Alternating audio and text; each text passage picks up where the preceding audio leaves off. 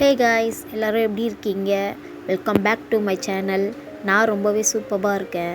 இன்றைக்கி பாருங்கள், நம்ம சேனலில் சூப்பரான டேஸ்டான கோவக்காய் பொரியல் தான் நம்ம இன்றைக்கி செய்ய போகிறோம் ஃப்ரெண்ட்ஸ்.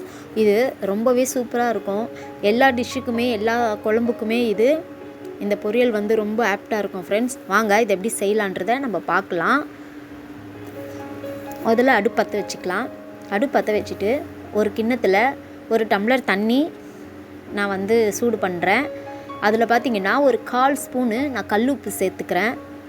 இந்த கோவக்காவை நம்ம வேக வைக்க போகிறோம் ஃப்ரெண்ட்ஸ். பாருங்கள், ஒரு 50% நம்ம இந்த கோவக்காவை வேக வச்சு எடுத்துக்க போகிறோம். ஏன்னா இது கொஞ்சம் ஹார்டாக இருக்கிற மாதிரி இருக்கும். ஸோ அதனால் இந்த மாதிரி செய்யும்போது ரொம்ப சாஃப்டாக டேஸ்ட்டாக இருக்கும். ஸோ இது பாருங்கள், நல்லா வேக வச்சு ஒரு 50% வேக வச்சு தனியாக எடுத்து வச்சுக்கலாம். ஸோ இப்போ ஒரு பேன் அடுப்பில் வச்சுட்டு நான் வேர்க்கடலை, பச்சை வேர்க்கடலை எடுத்துருக்கேன் ஃப்ரெண்ட்ஸ். உங்கள்கிட்ட வறுத்த வேர்க்கடலை இருந்தாலும் நீங்கள் சேர்த்துக்கலாம், அதுவும் யூஸ் பண்ணிக்கலாம். ஸோ எங்கிட்ட பச்சை வேர்க்கடலை இருக்கிறதுனால அது நல்லா 2 ஸ்பூன் அளவு, அதாவது ஒரு கைப்பிடி அளவு நான் எடுத்து போட்டுட்டு நல்லா வறுத்து தோல் உரித்து எடுத்துக்க போகிறேன். பாருங்கள், இந்த மாதிரி நல்லா வறுத்தாச்சு.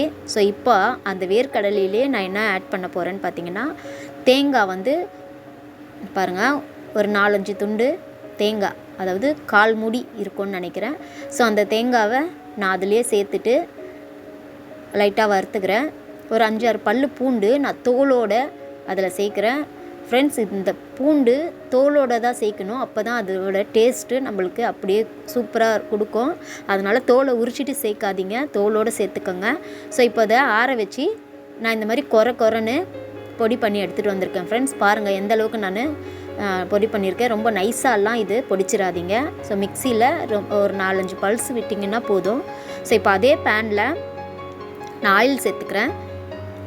ஒரு 4 ஸ்பூன் ஆயில் சேர்த்துட்டு நல்லா சூடு பண்ணிவிட்டு, ஸோ கடுகு ஒரு ஸ்பூன் சேர்த்துக்கிறேன். கடுகு சேர்த்ததுக்கு அப்புறமா பாருங்கள், ஒரு ஸ்பூனு உளுத்தம்பருப்பு சேர்த்துக்கிறேன். அதே அளவு கடலைப்பருப்பும் நீங்கள் சேர்த்துக்கலாம். உங்களுக்கு கடலைப்பருப்பு தாளிக்கிறது பிடிக்கும்னா நீங்கள் சேர்த்துக்கலாம், இல்லைனா அதை ஸ்கிப் பண்ணிக்கலாம். ஸோ நான் பாருங்கள், எல்லாமே கையில் போட்டுட்டு ஸ்பூனில் அளவு சொல்கிறேன்னு நினைக்காதீங்க. எனக்கு ஸ்பூனில் எடுத்தது தான் நான் சொல்கிறேன். ஸோ பாருங்கள், அதுலேயே ஒரு பெரிய வெங்காயம் நல்லா இந்த மாதிரி பெரிய துண்டாக கட் பண்ணி அதில் ஒரு கொத்து கருவேப்பிலை போட்டுட்டு நல்லா வதக்கிக்கலாம் ஃப்ரெண்ட்ஸ். இந்த வெங்காயம் ரொம்ப பொடியாக கட் பண்ணாதீங்க. இதுக்கு நம்ம எப்படி கோவக்காவை கட் பண்ணமோ அதே மாதிரி தான் வெங்காயமும் நான் கட் பண்ணியிருக்கேன். ஸோ அப்போ தான் இதுக்கு நல்ல டேஸ்ட்டு கொடுக்கும், அந்த வெங்காயத்தோட டேஸ்ட்டு. ஸோ இதில் பாருங்கள், நான் 4-5 வரமிளகாவை 2ஆக நான் உடச்சி இதில் சேர்த்துக்கிறேன்.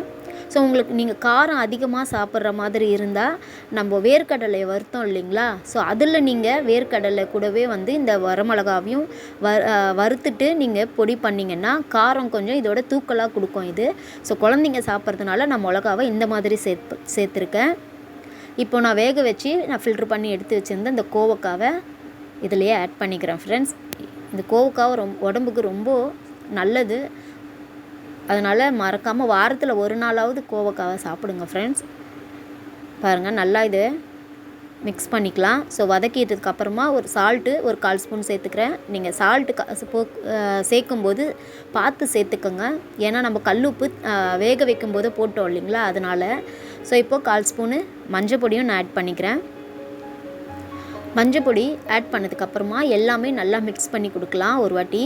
ஸோ பாருங்கள், எல்லாமே அந்த ஈரம், அந்த காயில் இருந்த ஈரம் எல்லாமே ட்ரை ஆகிடுச்சு.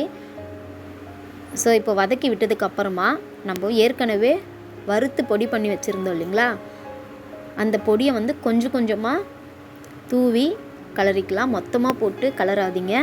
ஸோ இந்த மாதிரி மிக்ஸ் பண்ணும்போது கொஞ்சம் கொஞ்சமாக போட்டு மிக்ஸ் பண்ணும்போது அந்த கோவக்காவில் இது எல்லாமே ஒட்டிக்கும். ஸோ தனியாக இந்த பொடி பிரிஞ்சே வராது. ஸோ நம்ம சாப்பிடும்போது ஒவ்வொரு பீஸ் எடுத்து சாப்பிடும்போதும் நம்மளுக்கு அந்த டேஸ்ட்டு அப்படியே இருக்கும். ஸோ அதனால் கொஞ்சம் கொஞ்சமாக சேர்த்து நீங்கள் மிக்ஸ் பண்ணிக்கோங்க. பாருங்கள், ரொம்பவே ஈஸியான ப்ராசஸ் தான், அதே நேரத்தில் அவ்வளோ டேஸ்ட்டாக இருக்கும். ஸோ இதெல்லாம் பார்த்திங்கன்னா கிராமத்து சைடில் இந்த மாதிரி தான் செய்வாங்க. ஸோ பாருங்கள், இந்த மாதிரி ஒரு டேஸ்ட்டு நீங்கள் செஞ்சு பார்த்துட்டு வேர்க்கடலை போட்டு இந்த மாதிரி கோவக்காவை பிடிச்சி சாப்பிட்டு பாருங்கள். ரொம்பவே சூப்பராக இருக்கும் ஃப்ரெண்ட்ஸ். பாருங்கள், ஒரு தயிர் சாதம், லெமன் சாதம், புளி சாதம் இது மாதிரி வெரைட்டி ரைஸுக்கும் சூப்பராக இருக்கும். அதே நேரத்தில் குழம்பு, சாப்பாடு, ரசம், அதுக்கப்புறம் தக்காளி தொக்கு இது மாதிரி எல்லா டிஷ்ஷுக்குமே இது சூப்பரான ஒரு ரெசிபி தான் ஃப்ரெண்ட்ஸ். கண்டிப்பாக நீங்கள் வீட்டில் செஞ்சு பாருங்கள். செஞ்சு பார்த்துட்டு எனக்கு கமெண்டில் சொல்லுங்கள் உங்களுக்கு எப்படி எந்த டேஸ்ட்டில் வந்திருக்குன்ட்டு. என்ன ஃப்ரெண்ட்ஸ், அவ்வளோதான், ரெடி ஆகிடுச்சு. வீடியோ பிடிச்சிருந்தா லைக் பண்ணுங்கள், ஷேர் பண்ணுங்கள், கமெண்ட் பண்ணுங்கள் ஃப்ரெண்ட்ஸ். முக்கியமாக சப்ஸ்கிரைப் பண்ண மறந்துடாதீங்க. ஓகே ஃப்ரெண்ட்ஸ், அடுத்த வீடியோவில் நான் மறுபடியும் சந்திக்கிறேன். பாய்.